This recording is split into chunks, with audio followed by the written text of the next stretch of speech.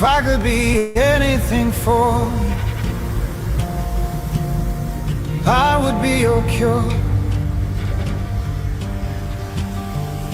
I'd pour light into your wounds to soak their poison into the potions of love. Round two. Round two. What's your name, lovely man? Adrian Maso. Now, before you'd even heard of COVID, Yeah. what were you doing and what was your life like? Well, I was a hospital worker for 23 years. I got through that, eh? No, Yeah. sorry. Yeah, No, we didn't record it. Oh, no, we didn't. That's right. Yeah, I was a hospital worker for 23 years. I was a wardie. Yeah. Everything was good. I mean, I was all about the care, the care factor of, and then it started getting a bit into two ways. The jobs had to be monitored, and then you didn't have that chance to talk to a lot of patients because you're on that schedule where you had the production line, you had to move on to another patient. Yeah. And I was more of a have a chat, so I'd be talking for hours, just one patient. Where is this bloke? But yeah, it was just all about keeping them patients settled, whether dementias, and just keeping them in the right track, and that where they are at their part of their life. I just think if they want a blanket, grab them a blanket. Don't let them keep on yelling out. It was just little things like that. But then it got to a stage where I was a bit. The care factor was too much for, I couldn't do my job as much as I wanted to because I So you were in the job to care for people, and they weren't letting you do it. They just weren't letting me go, have that conversation with a dementia patient. Say I put someone on the toilet, we had to shoot off really very quickly because there was another job in there. But with me, that I wouldn't leave any of them patients there because they're going to be panicking behind that toilet door, and where's that wardie? You know what I mean? So it was just one of them things where it was more my care factor, and I just went against the protocols of it and stuck with that patient. That's it. And they'd be ringing me on the two-way. You still with that patient? Yeah. It's been half an hour, Adrian. But it's just how it is because you're not going to say how long you're going to be on the toilet. You just let it go. So that was my.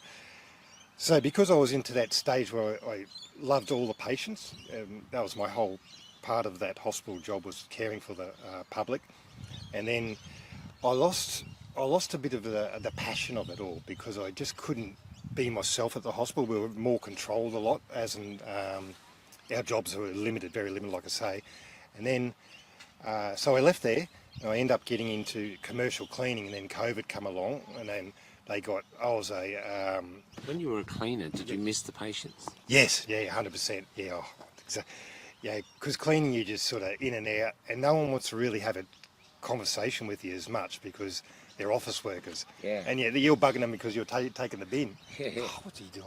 You know what I mean? It's a bit like that. So I didn't have that passion as a cleaner like I did as a wardie, as a hospital worker. Yeah. So I I thought, well, the cleaning job's, it's good. It's getting in the money, and the money was pretty good because it was commercial cleaning. But I just didn't have that conversation with everybody. Everyone was on everything was loud. You couldn't have a conversation. Everyone's on headphones. So you're just, not really communicating to each other. Just a real factory job. And it'd be the smoko breaks and you catch up and that. But yeah, then the COVID come along. All the contract cleaners like myself, electricians and all them, they lost their job. Because but then the silly thing is they end up getting in-house electricians. Train them up. We'll won't get the ones from outside, but we'll get the in-house cleaners, and they were doing all shitty jobs. Yeah. So then the audit was going down. So they end up reemploying new cleaners because it wasn't the right thing. The stats were going right down, especially food grade places. So then they wanted us to come back, and a mate of mine, he was the business owner, and I was the contract for him. He just said, no, we're not coming back. You should have kept us here from the start. So so we just sort of gave him some quiet words, and just gave him something to dwell on for a while. And then, just basically, then I end up getting to mowing and mower mechanics. Okay. Yeah, and just learning trying to get my head around the skills of just push mowers. So I can push, if jobs come up out west and someone wants to, we're on the road, I can fix that mower for you. Just little things like that. And it's just one of them. I've always had it in my. As a child, I wanted to be a mechanic. Okay. But I've never got into it, so I fell into the wardy job. Yeah, yeah. And that was 23 years of my life. What was the other things? But I was more about just trying to fiddle with motorbikes, learn that way.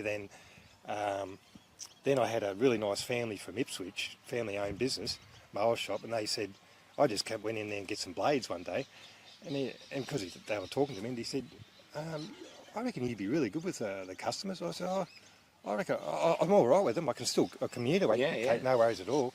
He goes, how would you like a job here? And I got a full-time job there, and Oh, wow. they gave me apprentice. Not going through tape and all that. No, I get it. You're just teaching it. Just teaching you the proper way, Yeah. the real way, hands-on, like the hospital ways. Yeah. And that just came out to be a really good little career where I was got my head around all the mowers, and I could go across the neighbour. I'll do that for $50.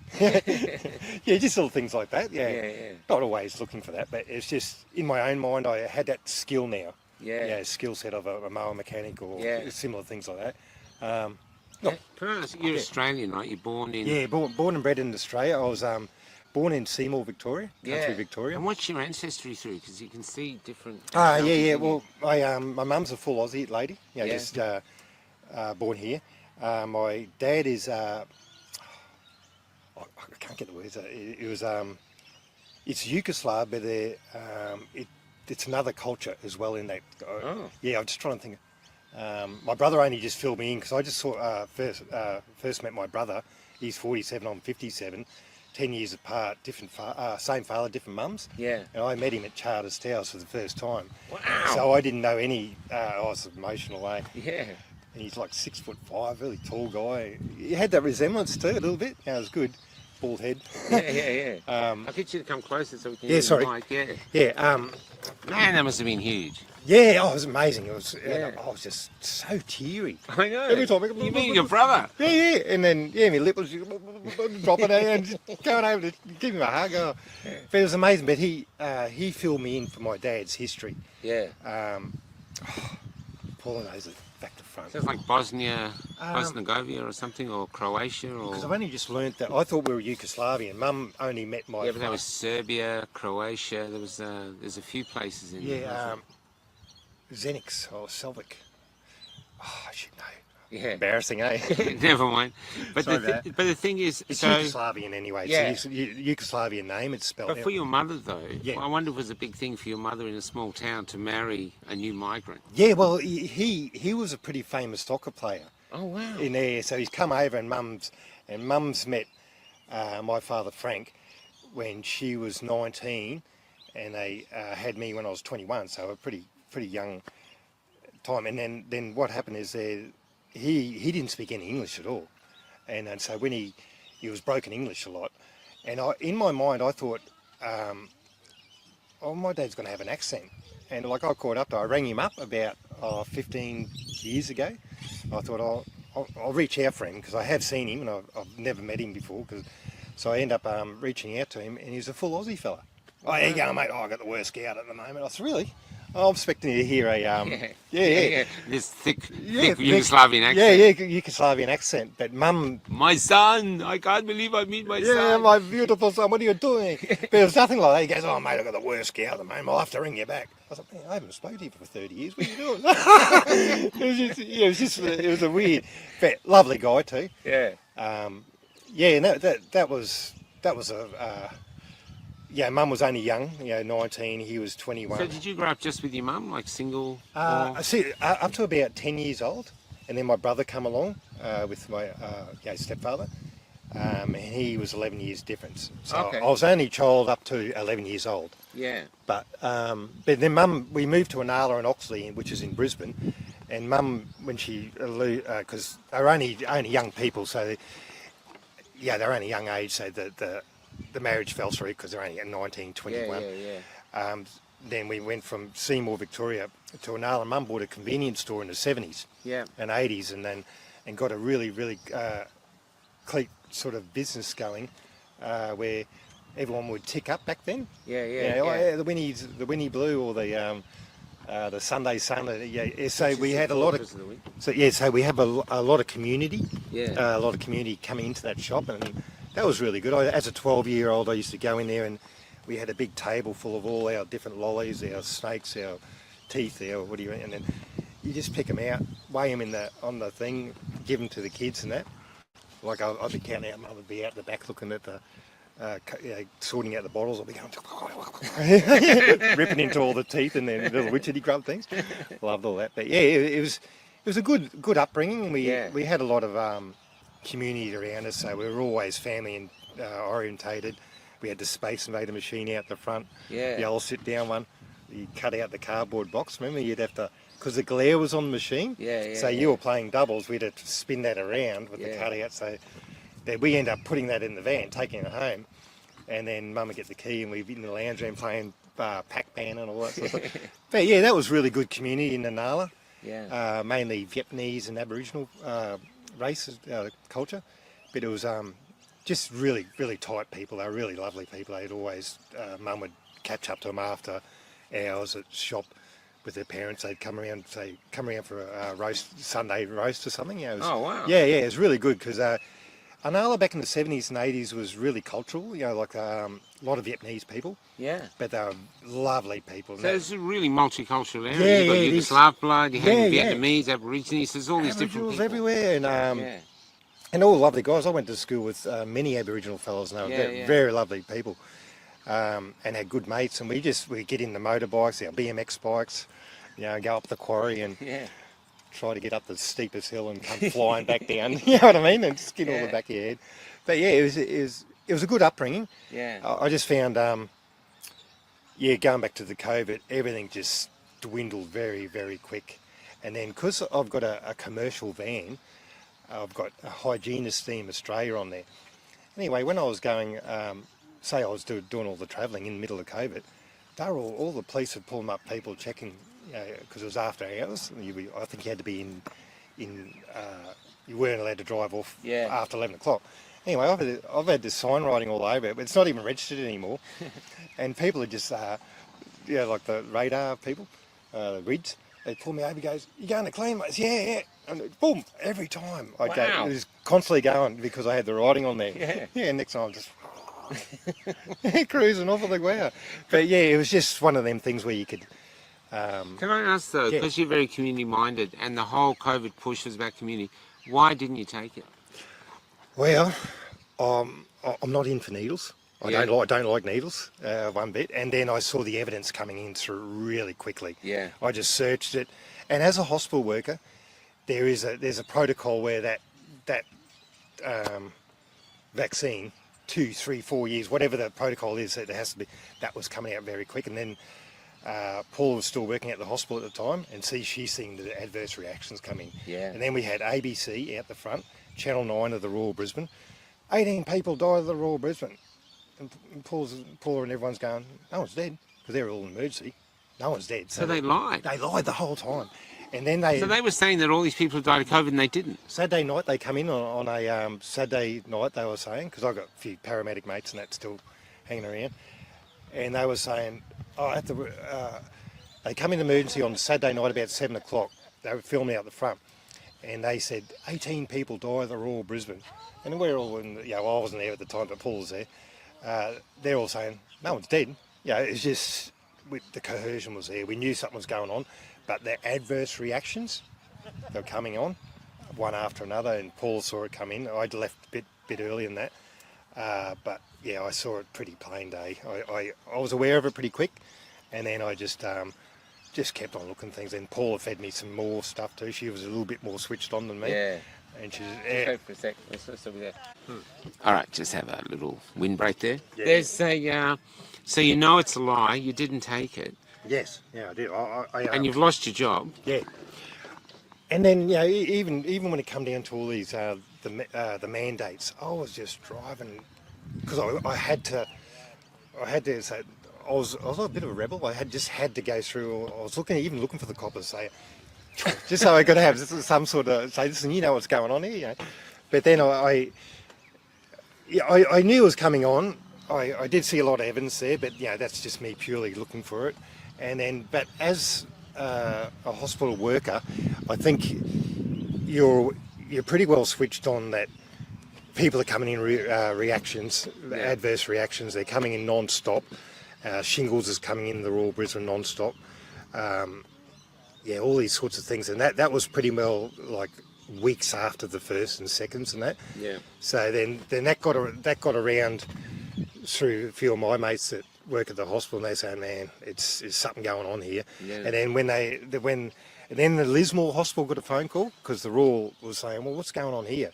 So they rang, I think it was Sydney Prince Albert or something, whatever they call it. They rang around to all the busier hospitals, and Lismore come up with 18 people as well, died on the Saturday night, Channel 2, Channel 7. So I'm thinking, there's something going on big time here. So, and then I had another paramedic mate, and he rang, they were saying that they rang the Prince Albert, and it was 18, 20 people. And these are all within about a week. So they're just lying like crazy. Lying the whole time. And I knew there was something going on because you just, no one goes and gets the injection straight away when it's just been bought out. Yeah. We know it's got to go through its process and proper process. And then I was aware of it pretty quick, just watching your shows and having different people and just going through all the shows, because I don't watch TV. I haven't watched TV for like 5-6 years now. We took it off the wall and everything, but it's just one of them things where it wasn't right at the time. Yeah. Yeah, and I just went against it, and even when the what do they call that, the QR codes, I just get my phone and just go. Because people would be watching you, and so I'd have it on my camera. Just go, and then because the camera was watching, I'd go, oh, what's going on with this? Yeah, but like something's going on with it. Boom, straight in. And none of this mask. I went against the masks altogether. Oh, wow. Yeah, they used to. Did you cop any flack for that? Yeah. The chemist, I'd go in there, and the chemist said, listen, you've got to wear a mask. I said, I'm not wearing a mask, eh? I said, one thing, you're not breathing right. And I hyperventilate. I'll get into a panic attack if I'm, it's like at the hospital, I take them off pretty quick because they only work for 20 minutes and then they've got to be thrown away regardless. You don't see a surgeon sitting in there with a mask on for like this whole time. They are changing that mask.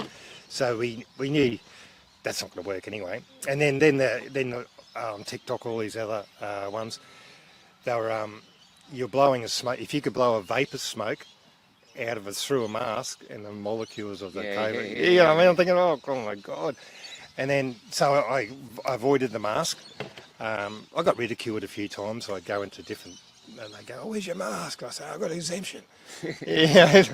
But have you got it? Nah, it's at home. It's just, you just could get out of it pretty quickly. But I was lucky enough where I just keep on going. I pretend I didn't hear. And just keep on going. If there's someone in the shop, oh, where's your mask, you wanker? They yell. You get some pretty violent, ferals, as you know as well.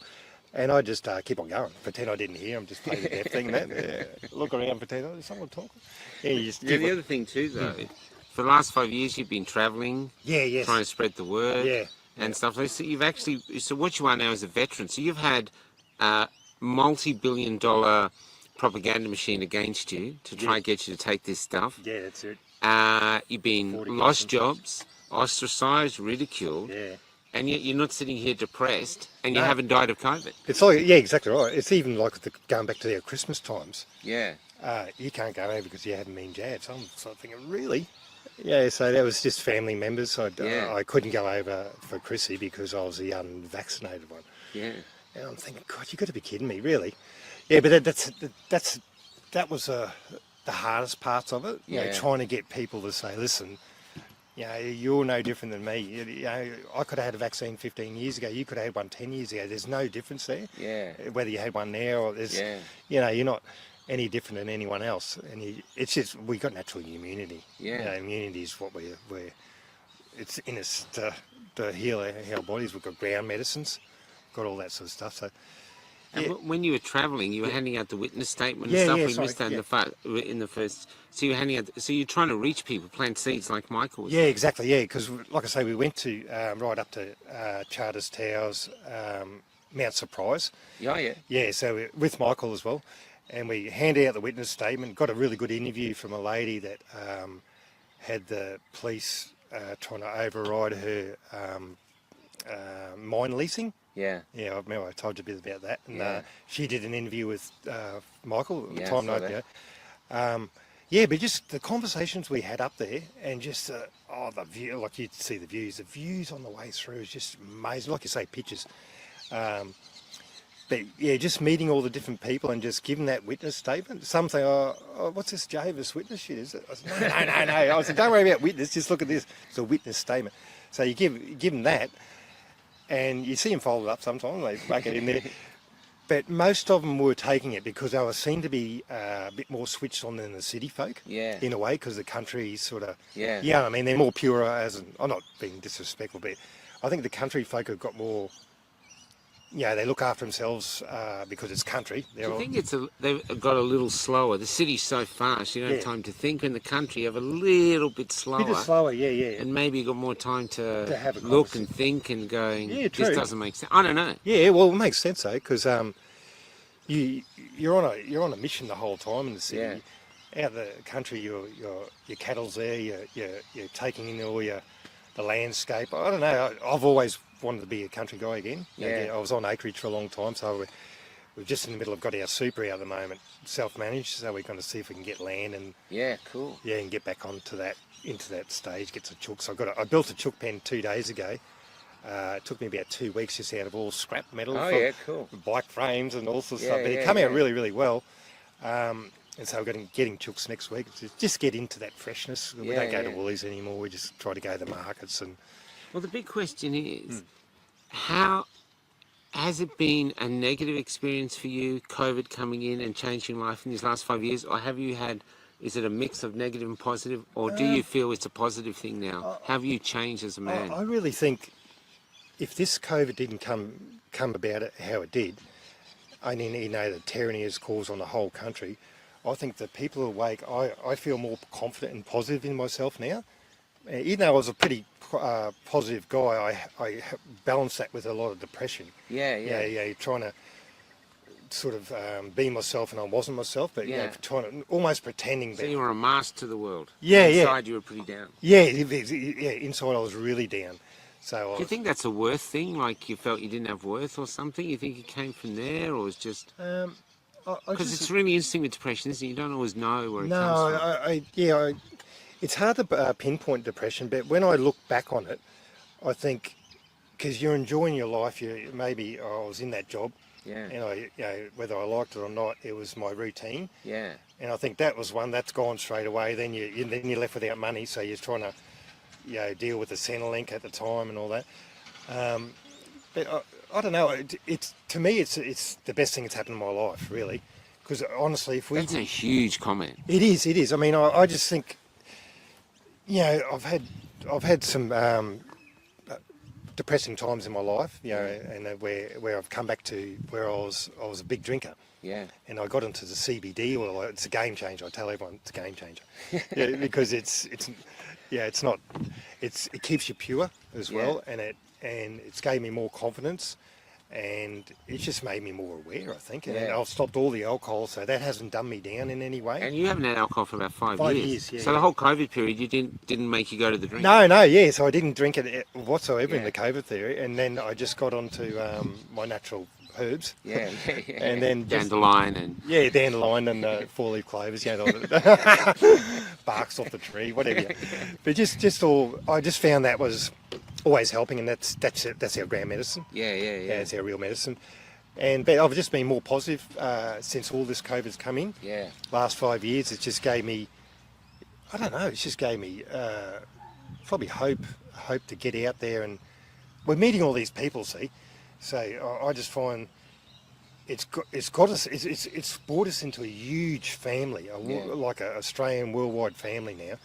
And I don't think I would have had any of these, like yourself, or any of these other friends if COVID didn't come along. Yeah. So really, it's the bad as it is.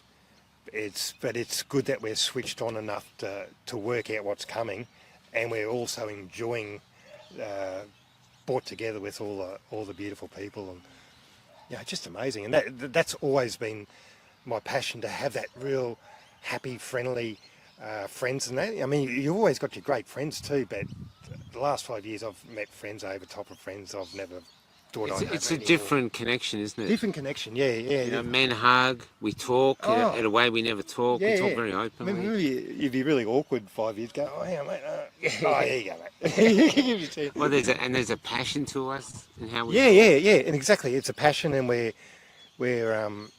straight up people. We're not beating around the bush in any way. We're telling you the truth. Even though the state's portraying us as sovereign citizens, like apprentice terrorists and all this, we're actually not bad people. No. I mean, like I said to one of the ladies here, she was a little bit asleep on things, and I thought she was with our group, but she was just a random. Anyway, I was talking to her, and she was saying, I say, you guys Jehovah's Witness? I said, no. She goes, what? And she goes, are you're not them sort of weirdo guys? And she's going into all this stuff. I said, no. I said, forget about this conspiracy theorists. You know, I said that all what we're about is just helping people, loving the earth, looking after nature. You know, this is what I tell people. You know, I'm all about the animals and trees, and I have to admit, about 5 to 6 years ago, I didn't take any of this in. So this is what I mean. This, in the last 5 years, it's been a big awakening for all of us. Whether it's just brought us into another vibe, you know, where we're appreciating things. You know, like I say, I'll drive, travel for ages, and I'll have to pull over and just take a picture. Remember I was telling you about the tree coming over? Some of them trees, and I think it's just the age of them. It's just the beauty of it. You know, I can't even really get around to it. The beauty of it there, of the, what we're living on is just, I've never really taken it as much as I did. Understand. You know what I mean? But in the last 5 years, you know, we've had all this tyranny around us, but the beauty of everything is just sunken. I've drawn it all into myself. Yeah. And then, you know, and just, I'm a happier person. Yeah. Believe it or not. I can see it, man. You're glowing. Yeah, no, I've never had that feeling before. Yeah. And whether it's what's happened now, but it's a good thing because I want to travel, I want to meet people, I want to be chatting to people. So you're hungry to live. Yeah, 100%. So they threw you out of society, you'd go away and come back begging to be let in or just die of COVID. Yeah. And instead, you're happier to live. Yeah, let's throw these people under a rock and they'll be going, just let them go. Yeah. But no, we're boom, come back stronger. Yeah. Boulders. Yeah, we just, I think it really had to happen. Yeah. Whether it didn't happen, and we wouldn't have never known how we've evolved in the last 5 years, stronger and powerful, more love involved. You know, I'm all about talking to so many different, the elderly people too. Yeah. Have a conversation with them, whether they want a 5 or 10 minute conversation. Sometimes it's good to give them people that. Yeah. And that can just lead into a beautiful story or some sort of story. You know what I mean? But yeah, that's where I'm at the moment. I'm just loving life and just wanting to travel more. So you're not concerned by digital ID? I am. I don't want digital ID coming in one bit. I'm against all that. You know? Yeah. So. But we can't seem to stop it from where we are. Yeah, I know. I don't know if it's going to be one of them things that the digital ID all that sort of stuff might stop, or when people are getting hurt in the pocket. You know, so I don't know if it's going to get to that stage where we're going to say, right, you know. So it's got to get worse before it gets It's got to get worse before it gets better. I just think, just push up against it. You know, we did it from day one, and I don't know any better. Not to push up and say, as soon as someone digital ID, piss that off. Yeah, that's control. I go into credit scores and all. Yeah, so that's a lot of my conversations too. You know, just digital ID, credit scores, and you reckon it'll get to that stage? I said, 100%. And they said, I haven't seen it on the TV. I said, mate, honestly, get rid of the TVs. As if they tell you on TV. Yeah, exactly right. Yeah, but that's been a lot of my conversations is about digital ID. You know, it's just about what people don't realise is coming, and about how it's really going to affect them big time, where they're going to be controlled left, right, and centre. So I try to spread that out as a seed as well. Just even it's that witness statement seems to be the best one so far, because it's got the doctors on the front. Yeah. And that seems to just go, oh, well, it's legit. Yeah. And even if I show them on YouTube and it's got all the police badges come up, they think oh, that's a real. And then they, I'll say that. But it seems to be them little little keys that we give to people like that, they're the ones that seem to be working Yeah. well with people. And like I say, the country folk, it worked out well for them. And then we just put stickers up in the toilet blocks, Exposure 28, or just ones we make up on the cricket machine. Yeah. Because Paula does all stickers, our van's pretty well stickered up. Yeah, I saw. Yeah, and so we get a lot of conversations through the van, just Yeah. stickers alone. So they'll Yeah, come like up. us. Yeah, exactly like you Yeah, guys. yeah, Yeah. yeah. So that was always the beauty of it too, driving around and saying, like, oh, I love your sticker. And we had the flag all the way up to Cairns, from Canberra to Cairns. Yeah. And the amount of people have bipped. But yeah, So you have no regrets No of regrets not at all, taking it? no. No regrets No that you've regrets. taken the harder route? no. I don't think I don't think if I didn't go this way, I don't know how the other. I don't think there would the regrets would have been worse going the other way. Yeah. You know what I mean? I would have been regretting it straight away, but I just can't fall for that sort of stuff. I've always been a bit wiser, not being disrespectful and wiser than anyone else, but I've always a bit, I'm going to do my research on that. Oh, hang on. Yeah, I'd always put myself out there to say, nah, that's not right. Hang on, I'm just going to see, just going to check. I've always been at whether it's tablets or anything, I'll be reading the back going, fucking generic. Yeah, it's little things like that. I was always, because Mum was worked for a doctor's surgery. Okay. Yeah, so she got a lot of switch on a little bit when with it's only admin work, but you get a lot of the protocol of it all, the gist of it all. But yeah, and Mum would always say, you don't need tablets. Even I'd come off my BMX bike, and then my knee would be bleeding. I'd be going, oh fuck, and I'd be coming up, and Mum would go, let the bloody dog lick that, and then the Labrador would coming up. Just look at this sore, but they would heal it up because that's what we were brought up with. Did you ever hear that? Yeah. I never heard that one. Yeah, they let the dog lick it. It was something to do with the. Oh, they've got antiseptic in their Yeah, mouth, I guess. And so Mum would. I'd say, really, the dog? Yeah. And I'd be. They're always licking their balls. You never see their balls fall off. Yeah, you don't see their balls all bright red and that. They probably went from his balls to your leg. Yeah, I know. Yeah, that's probably why I've got one extra ball on one leg. Ball. But yeah, it's just I just find it you got to be open-minded now, really open-minded with everything, question everything. Yeah. Well, that's him. We're in a sea of lies now. We don't know what's true. No. Even if you're hearing things coming out, you always question it straight away. You go, that's bullshit. And yeah. What are your thoughts for the future? What are your feelings for the future? You think we're heading somewhere better, or you think it's going to get darker first? I think we're going to go through that dark stage for sure. I'm hoping we don't, but I can't see it going any other way. Yeah. Because it's got to reach that critical point before it gets any better for us. But I think the way what we're doing now is we're creating a community, and if we can get this community in a big platform, whether it's somewhere on land, we can just get to this land, have all our veggies. These other people are going to follow. Yeah. I really think.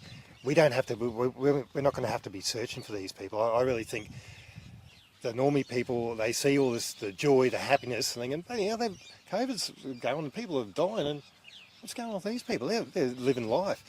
But it's just they've got. I think they'll realise that when we're all we've got this beautiful community together, we've got our foods going.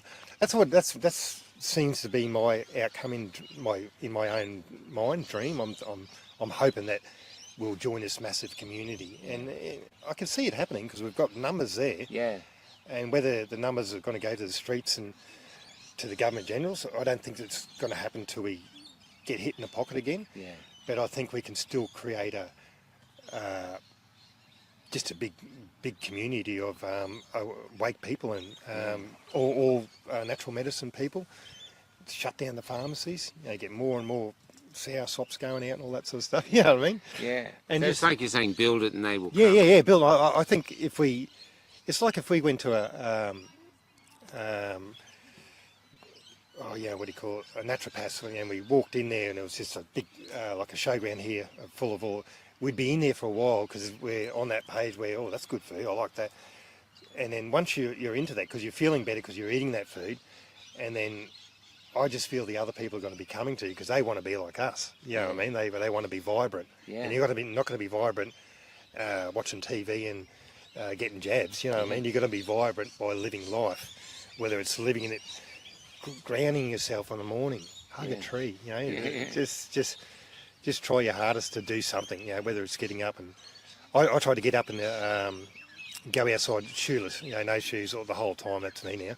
Bindies are all hanging out, but I'm thinking, it's good. Yeah, my feet are tough now. I've been walking bare feet a long time. Yeah. They toughen up really quick. They do, eh? And it just makes you just feel better too. Yeah. You know? And yeah, that's really where I'm at the moment. Just Cool. enjoying life. And I think the 5 years it had to come. Yeah. Yeah, whether it came 10 years ago or it came now, it would have had to come sometime. And I think it's just for the Great Awakening, really. Well, it's brought us all together. Yeah. We wouldn't have had any of this going. No. We wouldn't have met any good people, good doctors, good nurses, all these good, terrific Australians worldwide as well, speaking up about what's going on and enjoying ourselves. And you know, I mean, it's just it's the next step. This is where people should be at. Yeah. Where we should be at now, right now. So this is the real awakening. Yeah, this is where, I mean, I couldn't be that person right now, you know, in there and doing a 9-to-5 job and just, yeah, I'm not saying I don't want, you don't want to be into that work, but who wants to do 8 hours a day? You know what I mean? When you can do 4 hours, hard work and earn the same sort of money. There's no, I don't know, I'm not into the 8 hours anymore. I'm not into the 5 days a week because life's too short now. Yeah. And, you know, everything's coming. So we just want to be prepared for it. And we all want to be fit and healthy to keep everything going, right? Yeah. You know, and I just think, yeah, bring the community together, get a really good community together, all our natural medicines, and we're right. That's all we need. Yeah.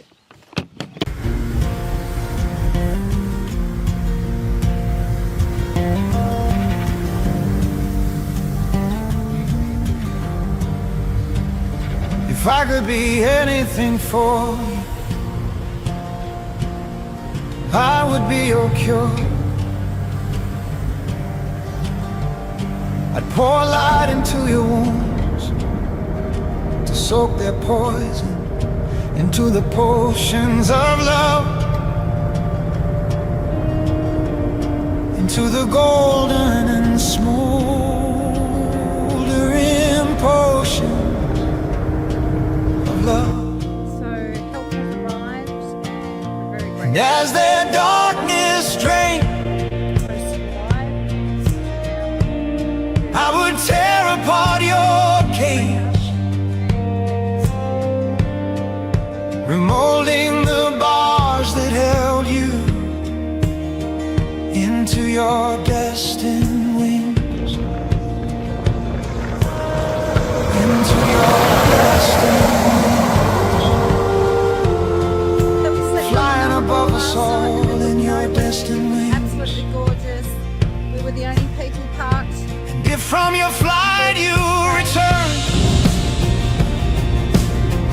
I would have sewn a blanket for you, cut fresh from the curative fabric of spring. But hopefully you'd fly off to that destination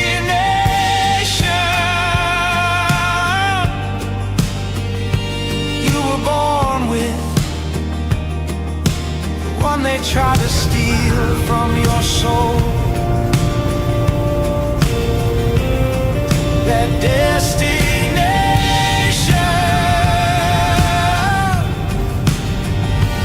you were born with, the one they try to steal from your soul.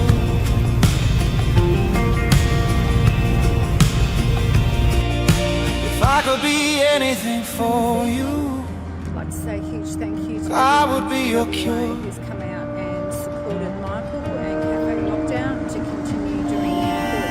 If I could be anything for you, I would be your cure. I would tear apart your cage,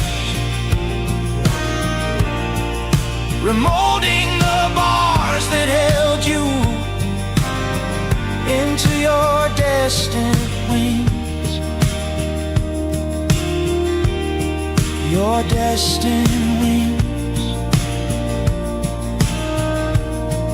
your destined wings, your destined wings. Oh,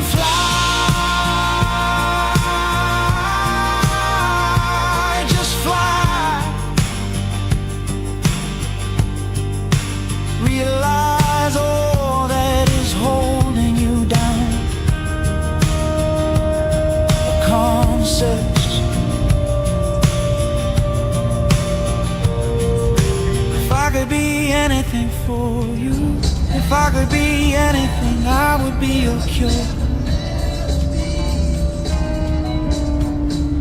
I would be your cure. I would be your cure.